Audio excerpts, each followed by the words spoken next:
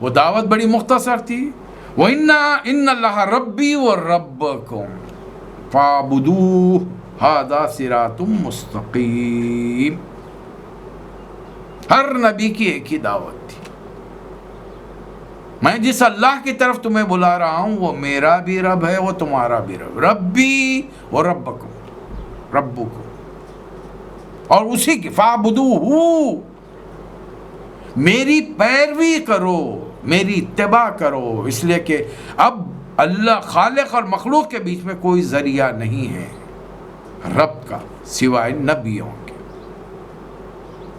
لہذا اب اللہ کے بارے میں تفصیلات بتانا نبی کی ذمہ داری ہوتی ہے، میں تمہیں بتا رہا ہوں، قوم نہیں مان رہی۔ اللہ تعالیٰ نے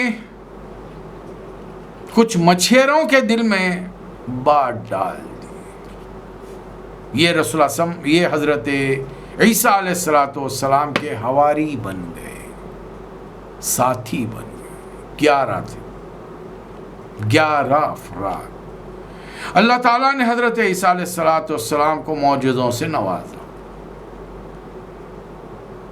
انی قد جئتکم بآیۃ من ربکم، میں کچھ نشانیاں لے کر آیا ہوں، انی اخلق لکم من الطین کہیئۃ الطیر، میں مٹی کا ایک پرندہ بناتا ہوں، فانفخ فیہ، پھر اس میں پھونکتا ہوں، فیکون طیرا باذن اللہ، اور وہ اللہ کے حکم سے اڑنے لگے گا، میرے حکم سے نہیں، میں عمل کروں گا، صرف مٹی لوں گا، اس کا پرندہ بناؤں گا اور پھونکوں گا، میری پھونک سے جان نہیں آئے گی، یہ جان اللہ ڈالے گا، اور وہ پرندہ اڑنے لگے گا۔ پھر اللہ نے مجھے ایک اور معجزہ دیا ہے، ہماری بستی میں جتنے برسی لیپریسی کے لوگ ہیں، وہ ابرہ الاکمہ، وہ ابرسا، یہ موذی بیماریاں ہیں، ان کے مریضوں کو میں ہاتھ لگا کے ٹھیک کر دوں، وہ احیی الموتى، مردے کو میں ٹھوکر مار کر کہوں گا قم باذن اللہ، اللہ کے حکم سے اٹھ جاؤ، وہ اٹھ کے کھڑے، مردے اٹھ کے کھڑے رہ جائیں، اندھے کو ہاتھ لگاؤں گا تو اسے بینائی آ جائے۔ آخری معجزہ جب دیکھا حضرت عیسیٰ علیہ السلام نے مردے کو زندہ کیا ہے، قوم پوری آپ پر، آپ کے بارے میں عقیدہ ہی بدل لیا کہ آپ تو خدا ہیں، اس لیے کہ ہم نے سنا زندگی موت و خدا کیا تھا، آپ تو مردے کو زندہ کریں، یہ تو خدا۔ روایات ہیں کہ حضرت عیسیٰ علیہ السلام کو اللہ سے دعا کرنی پڑی کہ پروردگار یہ جو میرے حواری ہیں، یہ چند آدمی جو ایمان ہے، ان میں بھی یہ صفات ہے، یہ بھی مختلف علاقوں میں پہنچ کر یہ عمل بتائیں کہ وہ بھی ٹھوکر ماریں اور تیرے حکم سے مردوں میں جان پڑے۔ اب ایک دوسرے اینگل سے ہم تھوڑا بات لوگوں کو عیسیٰ علیہ السلام کے آج کے دور کے ماننے والوں کو سمجھائیں، خود بھی سمجھیں۔ حضرت عیسیٰ علیہ السلام نے ایک کوڑی کو ہاتھ لگایا، وہ تندرست ہو گیا، ایسا نہیں ہوا کہ دنیا بھر کے کوڑیوں صحت ہو گئی۔ ایک پیدائشی نابینا اندھے کو ہاتھ لگایا، اسی کو بینائی ہے، کسی اور کو بینائی نہیں ہے۔ ایک مردے کو ٹھوکر ماری، وہی اٹھ کر بیٹھا، اور پھر تھوڑی دیر میں وہی مر گیا۔ ایسا نہیں ہوا کہ ساری دنیا کے مردے اٹھ کر بیٹھ گئے۔ تو ایسے معجزے سے ہمیں انسانیت کو کیا فائدہ ہے؟ اس دور میں لوگوں کو سمجھانے کے لیے اللہ نے کچھ نشانیاں دی، اور معجزہ کہتے ہیں ایسی چیز جس کے سامنے انسانیت، اس کا علم، اس کا تجربہ، اس کی مہارتیں، اس کی ریاضتیں عاجز آ جائیں کہ یہ کام ہم نہیں کر سکتے۔ لیکن اگر ہم جیسا کوئی انسان کہہ رہا ہے اور یہ کہہ رہا ہے کہ یہ میں نہیں کر رہا ہوں، اللہ میرے ذریعے کروا رہا ہے، تو پھر ماننا چاہیے کہ اس کائنات کا ایک خالق ہے، ایک مالک ہے، ایک رب ہے جو پل پل اس کی نگرانی کر رہا ہے۔ لیکن قوم ماننے کے لیے تیار نہیں، بلکہ ایک اور چیز خاص بات بتا دی، وَأُنَبِّئُكُم بِمَا تَأْكُلُونَ وَمَا تَدَخِّرُونَ فِي بُيُوتِكُم، بلکہ میں تو یہ بھی بتاتا ہوں کہ تم ابھی کیا کھا کر آئے ہو، اور اب کتنا اناج غلہ تم اپنے گھروں کے اندر چھپا کر ڈھیر کر کے رکھے ہو، حلال ہے یا حرام ہے، چوری چھپے ہے بلیک میلنگ کے ذریعے، اسمگلنگ کے ذریعے کیا کیا کر رہے تھے، حرکتیں تم نے، ملاوٹیں تم نے کیا کی، یہ تمام چیزیں میں جانتا ہوں۔ عیسیٰ علیہ السلام کے جو خطبات ہیں بڑے تاریخی ہیں۔ اپنی قوم سے کہتے ہیں کہ یا میری قوم، یا بنی اسرائیل، یہ تم کس حالت میں پہنچ گئے کہ شہوت اتنی پھیل گئی ہے تمہارے درمیان کہ تمہارا مرد جب صبح میں اٹھتا ہے تو اپنی پڑوسن پر ہراتا ہے، ننالے لگتا ہے، جب کے گھر میں بیوی موجود ہے۔ اور اس دور میں شادیوں پر کوئی پابندی نہیں تھی، جو کام کرو جائز طریقے سے کرو، لیکن تم تو پرائے کی بیوی کو دیکھ کر گھوڑے کی طرح ننا رہے ہو۔ اے میری قوم، تم دنیا پرستی میں ملوث ہو، رب کا قرب چاہیے تو دنیا سے بے نیاز ہو جاؤ۔ 2 چادریں ہوں تو ایک چادر اپنے غریب بھائی کو دے دو، 2 روٹیاں ہوں تو ایک اپنے غریب بھائی کو دے دو۔ کوئی غصے میں ایک تھپڑ مارے تو دوسرا گال پیش کرو، بھائی اگر تمہارا غصہ اگر مجھے تھپڑ مارنے سے کم ہو سکتا ہے تو مار لو، جتنا دل کی بھڑاس نکال۔ کوئی اپنے کھیت میں 1 گز بیگار تم سے لے، مزدوری کرائے، 2 گز کر کے دے، 1 میل کی جگہ 2 میل کر کے دے۔ حجتیں مت کرو۔ اللہ کا قرب اگر چاہیے، قیامت کے دن اگر جنت چاہیے، عیسیٰ علیہ السلام نے اپنی قوم سے کبھی نہیں فرمایا کہ تم رہبانیت ابتدا کرو، اختیار کرو۔ اس سے کہ محمد صلی اللہ علیہ وسلم کی کتاب میں اللہ نے واضح طور پر لکھا ہے وَرَهْبَانِيَّةً ابْتَدَعُوهَا، یہ رہبانیت انہوں نے ایجاد کی تھی۔ مَا كَتَبْنَاهَا، ہم نے، اللہ نے نہیں لکھا تھا۔ پھر جب اپنے آپ پر ایک چیز طاری کر رہے ہو، اپنے کو کسی چیز کا پابند کر رہے ہو تو وہ پابندی تو کرو، ورنہ پھر اللہ شکایت کر رہا فَمَا رَعَوْهَا حَقَّ رِعَایَتِهِ، جو چیز اپنے آپ پر تم نے مسلط کر لی تھی اس کی پابندی بھی تم نہیں کر سکے، اور اس کا نتیجہ کیا نکلا؟ ہزاروں انسانوں نے اعلان کر دیا کہ ہم مجرد زندگی بسر کریں گے، ہزاروں عورتوں نے اعلان کر دیا ہم مجرد زندگی بسر، یہ پریسٹ بن گئے، وہ ننیں بن گئی، پھر ایک ساتھ یہ رہنے لگے، چرچز کے اندر رہنے لگے، پھر شیطان کے وسوسوں سے امتحانوں کو اپنے تقوی کو ثابت کرنے کے لیے انہوں نے وہ عمل اختیار کیے کہ فطرت نے ان سے انتقام لے لیا۔ یاد رکھیے فطرت کا معاملہ، فطرت افراد سے اغماض بھی کر لیتی ہے، کبھی کرتی نہیں۔ ملت کے گناہوں کو معاف، قوموں کے گناہوں کو فطرت معاف نہیں کرتی۔ اور جب ان کے عجیب و غریب قسم کے تجربے جب ہونے شروع ہوئے تو اس کا نتیجہ کیا نکلا؟ نتیجہ یہی نکلا کہ ہر عبادت گاہ، چرچ کے بیک یارڈ میں، پچھلے میدان میں معصوم بچوں کی قبریں۔ یہ اپنے تقوی کو بڑھانے کے لیے مل جل کر بغیر کپڑوں کے رہنے شروع ہو گئے۔ یہ میں نہیں کہہ رہا ہوں، آج بھی جائیے انسائکلوپیڈیا بریٹانیکا اٹھائیے، اس میں چیپٹر ڈھونڈیے جہاں پر کرسچن لکھا ہوا ہے، اور پھر یہ کیا کیا ہوا ہے آپ دیکھ لیجیے۔ یہ کتاب کسی مسلمان نے تصنیف نہیں کی ہے، یہ ان کی اپنی ریسرچ ہے۔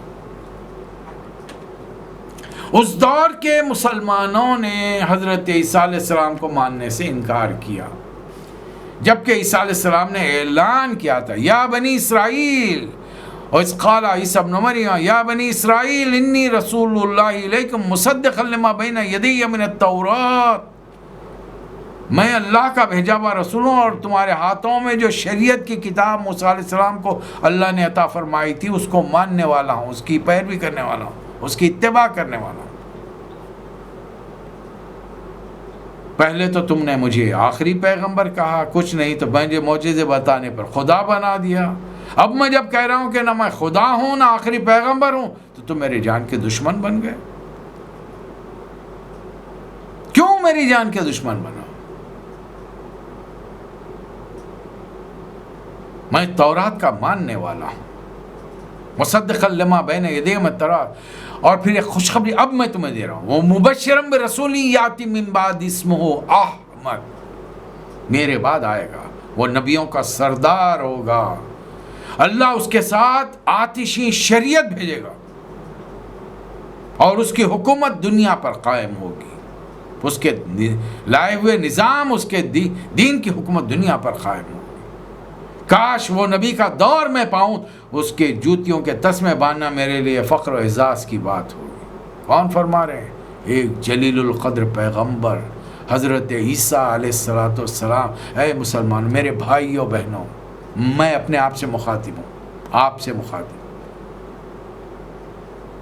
شکر کیجئے اللہ کا، جتنا ہو سکے شکر کیجئے کہ بغیر ہماری فرمائشوں کے، بغیر ہمارے والدین کی آرزوؤں، تمناؤں، دعاؤں کے، اللہ تعالیٰ نے ہم کو امت محمدی صلی اللہ علیہ وسلم کے ماننے والوں کے گھر پیدا کیا۔ جتنا ناز کرے کم ہے ناز ہمیں، ہم ہیں ثنا خوان محمد، ہم لوگ تو ہیں بندہ احسان محمد۔ یہ شرف عطا ہے ہمیں، امت میں ہے ان کی، امت ہے دل و جان سے قربان محمد۔ لیکن یہ قربانیاں زبانی ہیں، عملی نہیں ہے۔ آج بھی رسول اللہ صلی اللہ علیہ وسلم کا سراپا آپ کا کردار انتظار کر رہا ہے۔ سیرت پاک کا ہر سانچہ ہے تیار، مگر سیرت پاک کا ہر سانچہ ہے تیار، مگر آئے مومن کوئی ڈھل کر تو مزہ آ جائے۔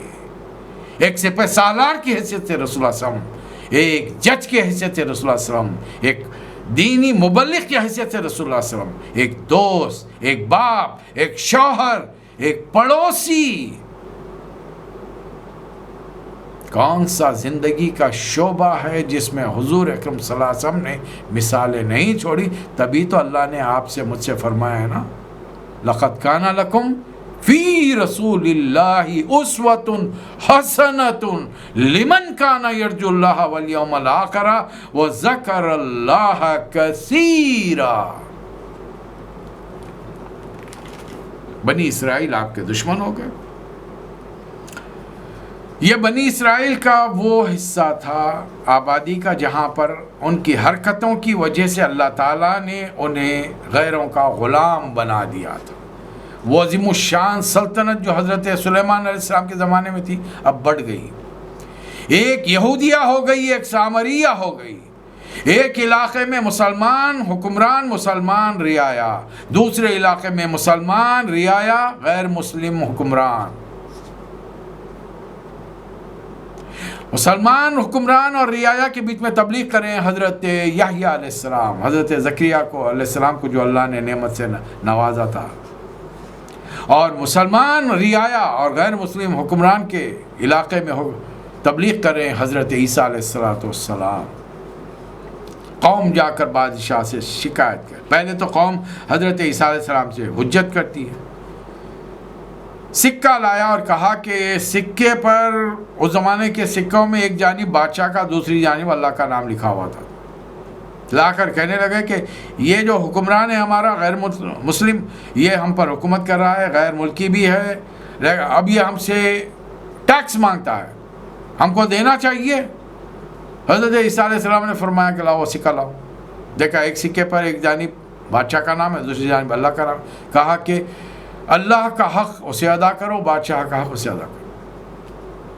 یہ تو ان کی مرضی کی بات نہیں، وہ تو چاہ رہے تھے عیسیٰ علیہ السلام فرمائے آج سے ٹیکس دینا بند کر دو، اور یہ جا کر دوغلے منافق جا کر بادشاہ سے کہے بادشاہ ہم تو ٹیکس دینے تیار ہیں، لیکن ہمارے نبی، نئے نبی اٹھے، یہ منع کریں ہم کو، تاکہ بادشاہ اور نبی کے درمیان مٹ بھیڑ ہو جائے۔ لیکن عیسیٰ علیہ السلام کو اللہ نے فراست سے نوازا۔ پھر ایک بار ایک فحش عورت کو لے کر آگے جو برائی کا کام دھندا کرتی تھی، اور کہنے لگے کہ ہم گواہی دے رہے ہیں یہ عورت فاحشہ ہے، بدکاری کرتی ہے، لہذا اب کیا کرنا چاہیے؟ وہ جو غیر ملکی آئے تھے ان کی حکمرانی میں ان کا قانون یہ تھا کہ موت کی سزا ان کے پاس نہیں تھی، جبکہ تورات میں موت کی سزا ہے۔ شادی شدہ عورت ہے، مرد اگر بدکاری کرے تو انہیں پتھر مار کر رجم کر دیا جائے۔ اب فیصلہ مانگ رہے ہیں حضرت عیسیٰ علیہ السلام سے، جن کے ہاتھ میں حکومت نہیں ہے، وہاں پر تو حکومت غیروں کی ہے، وہی فراست حضرت عیسیٰ علیہ السلام نے۔ آج یہ فیصلہ سننے کے لیے پوری قوم، بڑے بڑے ان کے دیندار، ان کے بزرگان، ان کے کارڈینلز، بشپس پورے جمع ہیں، جن کی نیکی پارسائی کا چرچا پوری بستی کے اندر، اتنے نیک لوگ ہیں، لیکن سب کا بھانڈا پھوٹ گیا۔ عیسیٰ علیہ السلام نے بڑے اطمینان سے فرمایا آگے بڑھو، صرف وہ شخص اس عورت کو پتھر مارے جس نے زندگی میں کوئی گناہ نہ کیا ہو۔ پورا مجموعہ واپس پلٹ گیا تو پتہ چلا کہ پوری قوم فسق و فجور میں مبتلا ہے۔ وہ سارے دیندار، وہ سارے عبادت گاہوں کی مجاوری کرنے والے سو ایک بھی پتھر نہیں مار سکا۔ اور حضرت عیسیٰ علیہ السلام نے اس عورت سے کہا کہ توبہ اللہ کر، اللہ سے مغفرت طلب کر، بھیج دیا اس کو۔ اختیارات، سزا دینے کا جو طریقہ کار دنیا میں مقرر ہے وہ با اختیار ایگزیکیوشن کے تحت ہوتا ہے، ایگزیکیوٹیو باڈی ہوتی ہے۔ اور عیسیٰ علیہ السلام ابھی اس منصب پہ فائز نہیں ہے، وہاں پر حکمرانی کسی اور کی ہے۔ بہرحال جھوٹا الزام لگا کر عیسیٰ علیہ السلام کو قید کر دیا۔ ان لوگوں کے نیشنل ڈے آیا، وہ جو غیر مسلم حکمران تھے ان کے ملک میں نیشنل ڈے تھا، وہ یہاں بھی منا رہے ہیں۔ تو آپ کو معلوم ہے کہ ہر قومی تہوار پر لوگ بادشاہ حکمران آتے ہیں، تقریر کرتے ہیں۔ بادشاہ آیا، پیلاطوس نام ہے اس کا، اس نے اعلان کیا اے ملک کے باشندوں، میرے جیل خانے میں 2 قیدی ہیں۔ ایک قیدی وہ ہے جس کو تم لوگوں نے الزامات لگائے ہیں، ابھی تک کوئی ثابت نہیں ہوا، عیسیٰ ابن مریم۔ دوسرا قیدی وہ ہے برہ ابا، جس نے ملک میں قتل و غارت گیری کی تھی، تمہاری عورتوں کو لوٹا تھا، ان کی عزتوں کو، تمہارے مالوں کو لوٹا تھا، بچوں کو، جوانوں کو قتل کیا تھا۔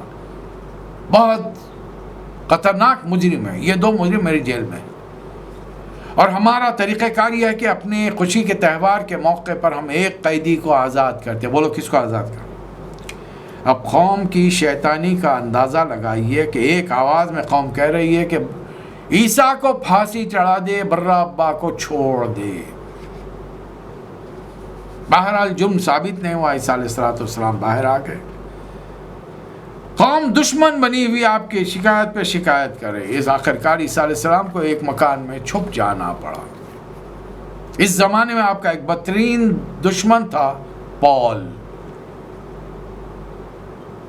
ہر چیز میں آپ کی مخالفت کرتا تھا، اس لیے کہ یہ بیسیکلی اس زمانے کا مسلمان موسیٰ علیہ السلام کا ماننے والا تھا، لیکن چونکہ توریت کی تعلیمات کو ان لوگوں نے چھپا لیا تھا اور وہ عیسیٰ علیہ السلام کی مخالفت کر رہا ہے۔ عیسیٰ علیہ السلام ایک مکان میں جا کر چھپ گئے۔ بادشاہ وقت نے اعلان کر دیا جو کوئی ان کا پتہ بتائے گا اسے 30 روپیہ انعام دیے جائیں گے، اس زمانے کا جو سکہ تھا رائج الوقت سکہ۔ عیسیٰ علیہ السلام کے حواریوں میں سے، شاگردوں میں سے ایک شاگرد بک گیا، اسکرایوتی نام تاریخ میں آتا ہے۔ اس نے جا کر بادشاہ وقت سے کہا کہ میں پتہ بتاؤں گا، انعام مجھے دیا جائے۔ بادشاہ نے اپنے چند سپاہیوں کو دیا اور بھیج دیا۔ یہ صاحب پہنچے اس مکان کے قریب جہاں پر عیسیٰ علیہ السلام اپنے بقایا 10 حواریوں کے ساتھ تھے۔ قریب پہنچ کر تمام فوجیوں سے، ساتھیوں سے، اپنے سپاہیوں سے انہوں نے کہا کہ دیکھو میں ابھی تو اندر جا رہا ہوں، ٹھیک 10 منٹ بعد تم اندر داخل ہو جانا اور اس شخص کو گرفتار کر لینا جس کو وہاں موجود تمام لوگ ٹیچر ٹیچر ٹیچر کہہ کے پکار رہے ہیں۔ سپاہیوں نے کہا کہ ٹھیک ہے، وہ باہر ٹھہر گئے۔ یہ شخص اندر چلا گیا، کسی نے اعتراض ہی نہیں کیا، بھائی عیسیٰ علیہ السلام کا حواری ہے، شاگرد ہے۔ اندر گیا، ٹھیک اس وقت اللہ تعالیٰ نے جبرائیل کو بھیجا، انہوں نے چھت پھاڑ کر عیسیٰ علیہ السلام کو آسمانوں پر اٹھا لیا اور اس شخص کو لگتا ہے کہ عیسیٰ علیہ السلام کا ہم شکل بنا دیا۔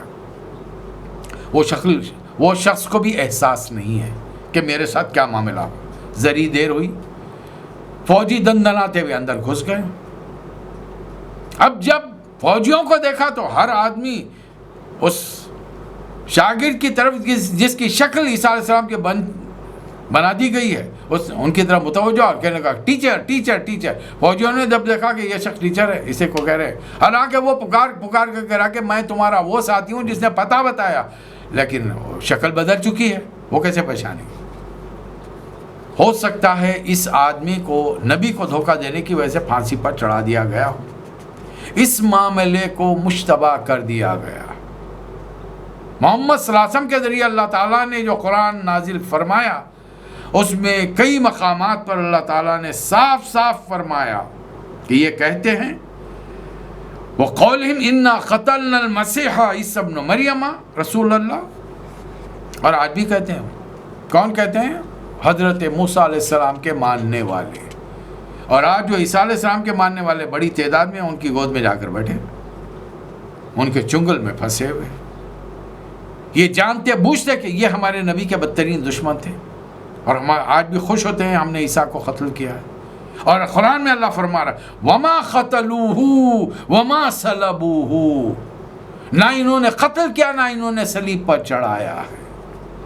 اگر فرض کر لیجئے یہ قتل کیا ہوتا، صلیب پر چڑھایا، فرض کر لیجئے، تو آج عیسیٰ علیہ السلام کے ماننے والوں سے ہم پوچھیں بھائی اس زمانے میں تو محمد صلی اللہ علیہ وسلم تھے ہی نہیں نا، پھر ہم سے تمہاری تو دشمنی کیا ہے؟ اگر خدا کا بیٹا مر کر خدا کے پاس پہنچ گیا تو ہم سے کیوں دشمنی کر رہے ہو تم؟ ہماری کتاب میں تو ان کا بڑا تقدیس کا ذکر ہے، بڑے مقدس انداز میں، محترم انداز میں، احترام کے ساتھ ان کا ذکر ہے، ان کی والدہ کا ذکر ہے. ہمارے نبی کی ماں کا، ان کی بیوی کا، ان کی بیٹی کا قرآن میں ذکر نہیں ہے، نام نہیں آیا. اور تمہارے نبی کی ماں کا قرآن میں ذکر ہے، اور ہم ان کا اتنا ہی احترام کرتے ہیں، اس سے بڑھ کر کرتے ہیں جتنا تم لوگ کہتے ہو. پھر تمہاری دشمنی کیا ہے؟ کیا محمد صلی اللہ علیہ وسلم نے حضرت عیسیٰ علیہ السلام کا انکار کیا تھا؟ ہاں، وہ خدا کا بیٹا ہونے کے فلسفے میں انکار کرتے، تمہارے اس عقیدے سے منکر ہے، اس سے کہ کائنات کی ہر چیز اللہ کی بندی ہے، اللہ کی تخلیق کردہ ہے. ہم سے کیوں دشمنی کر رہے ہو؟ ابھی بھی وقت ہے، سنبھل جاؤ. ہمارا اور تمہارا مشترکہ دشمن کوئی اور ہے، اور دو مقامات پر ہے. چھوٹا دشمن بر صغیر میں ہے، آج ہم کو پکڑ رہا ہے، کل تمہیں پکڑے گا. اور بڑا دشمن ساری دنیا میں اپنا جال پھیلائے ہوئے ہے، ایز اے ٹول تمہیں استعمال کر رہا ہے، تمہارے ذمہ داروں کو استعمال کر رہا ہے اپنی دولت سے خرید کر، لیکن وہ عقیدے کو کبھی تمہارے عقیدے کو نہیں مانے گا. تو آؤ محمد صلی اللہ علیہ وسلم کی امتیوں کے ساتھ اگر واقعتاً تم عیسیٰ علیہ السلام کی امتیوں ہاتھ میں لاؤ تو پھر دیکھو اللہ کے اس دشمن کو جو اسلام کا دشمن ہے، کرسچینٹی کا دشمن ہے، ہم مل کر شکست دیں گے. اس لیے کہ یہ وہ دشمن ہے جن پر اللہ کی طرف سے ضربت علیہم الذلۃ والمسکنۃ وباؤوا بغضب من اللہ، کہ اللہ کے غضب میں گھرے ہوئے، لیکن آپ کے ذمہ دار ان کو سہارا دیے ہوئے ہیں، ان کو بچا کے رکھے آخری جنگ کے لیے. اللہ تعالیٰ نے عیسیٰ علیہ السلام کو آسمانوں پر اٹھا لیا. اب عیسیٰ علیہ السلام جیسے ہی آسمانوں پر اٹھے تو پھر اس کے بعد میں تو مسئلہ ہو گیا.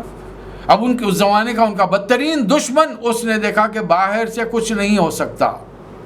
اب اگر اس دین کو نقصان پہنچانا ہے، ان تعلیمات کو، عیسیٰ علیہ السلام کی جو خالص تعلیمات ہیں، نقصان پہنچانا ہے، تو اب اس کا ایک ہی طریقہ ہے کہ اس دین کا علم بردار بن جاؤں. اس نے اعلان کر دیا کہ میں عیسیٰ علیہ السلام کا پرچارک بن چکا ہوں، ماننے والا بن چکا ہوں. چونکہ پہلے سے ایک شہرت رکھتا تھا، اب یہاں پر بھی ایک بڑا مقام ہوگا. اس زمانے کے عیسیٰ علیہ السلام کے امتیوں کو موسیٰ علیہ السلام کے مسلمان امتی نظری کہہ کر ناصری کہہ کے چڑھایا کرتے تھے کہ ناصرہ کے نبی کے ماننے والے ہیں. چڑھاتے تھے ان کو، ستاتے تھے ان کو. پھر انہوں نے کرسچن کہنا شروع کر دیا، مسیحی. عیسیٰ مسیح سے انہوں نے مسیحی کہنا شروع کیا. ان کے لیڈر پال نے تڑی دی، ارے بھائی تم کو تمہارے نبی سے نام سے پکار رہے ہیں، کیوں برا مانتے ہو؟ چلو قبول کر لو. مان لیا. اب اس طریقے سے ان کا نام پڑا ہے کرسچن، عیسائی. جبکہ اللہ نے کیا فرمایا؟ اگر یہ ابراہیم علیہ السلام کی نسل سے ہیں تو ابراہیم علیہ السلام ہوا سماکم المسلمین من قبل وفی ھذا، ہر دور میں تمہارا ایک ہی پیغمبروں کے نام ماننے والے، ایک اللہ کے ماننے والوں کا ایک ہی نام. پھر اس نے آہستہ آہستہ اس زمانے کے جو اصلی مسلمان تھے عیسیٰ علیہ السلام کے ماننے والوں کو متنفر کرنا شروع کیا اور کہا کہ جب وہ لوگ تمہارے نبی کی کتاب بائبل انجیل کو نہیں مانتے، تم بھی ان کی کتاب کو ماننا چھوڑ دو، توریت کو ماننا چھوڑ دو۔ تورات شریعت کی کتاب ہے، اس میں قانون زندگی، اصول، حرام حلال تمام باتیں کھول کھول کر بیان کی گئی۔ اب اگر یہ تورات ہی نکل جائے تو پھر عیسیٰ علیہ السلام کی تعلیمات میں حرام و حلال کی شرطیں نہیں ہیں، اس میں رشتوں کی کوئی قید نہیں ہے، جس عورت سے چاہے تعلق اپنا قائم کر لو، اور آج یورپ میں ہو رہا ہے، بیٹا ماں کے ساتھ رشتہ نبھاتا ہے، بیٹی کے رشتے باپ کے ساتھ ہے، حقیقی بہن کے ساتھ بھائی تعلق جوڑے ہوئے ہیں، جیسے کہ کوئی حرام حلال ہے ہی نہیں۔ عیسیٰ علیہ السلام کی تعلیمات میں بائبل کے جو نسخے ہیں اس میں حرام حلال کی کوئی قید ہی نہیں ہے، شرط ہی نہیں ہے، لہٰذا پوری قوم نے اپنے لیے شراب کو حلال اور خنزیر کو حلال کر لیا۔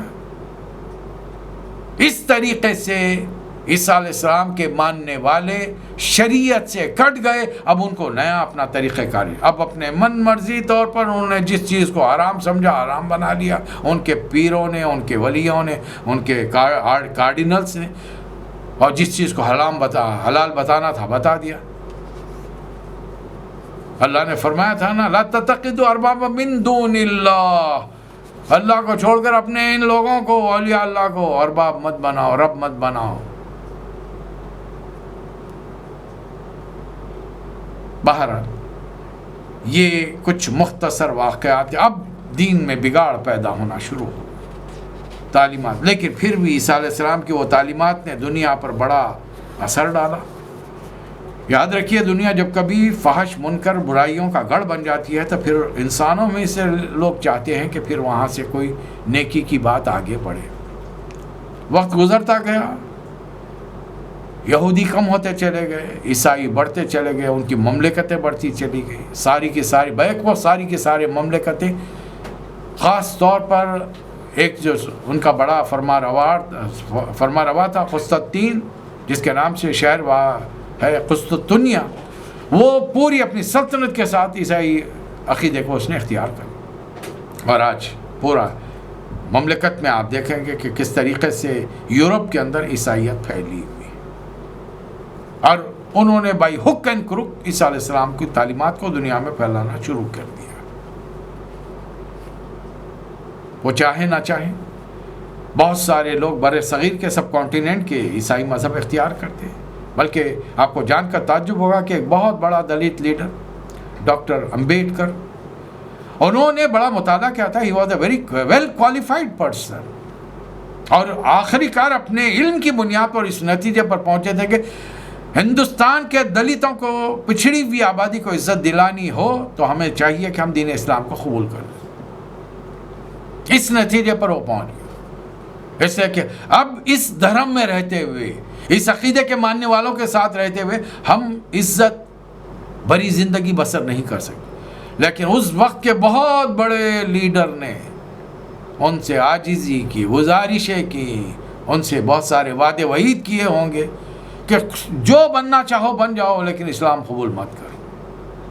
لہٰذا ایک بڑی تعداد دلتوں کی عیسائی بن گئی، لیکن نہ عیسائیت پر مکمل طور پر ہے، نہ ہندو دھرم پر ہے، درمیان میں ہے، اور اس دھرم کے جو اصلی ماننے والے ہیں وہ ان کو کبھی بھی اپنے برابر جگہ نہیں دیں گے، اپنے مندروں میں گھسنے نہیں دیں گے، اپنے محلوں میں آباد نہیں کریں گے، تو جو مقام و مرتبہ یہ چاہتے ہیں وہ دنیا میں انہیں نہیں ملے گا تا وقت وہ اسلام کی طرف نہ پڑھ لیں۔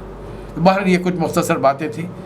اب انشاءاللہ تعالی اگلی جو گفتگو ہوگی ہماری، حضور اکرم صلی اللہ علیہ وسلم کی بعثت سے پہلے دنیا کا کیا حال تھا، اس دنیا کا منظر کیا تھا، ہم اس پر بات کریں گے۔ اللہ تعالیٰ مجھے اور آپ کو توفیق عطا فرمائے۔ وآخر الدعوانا ان الحمد للہ رب العالمین۔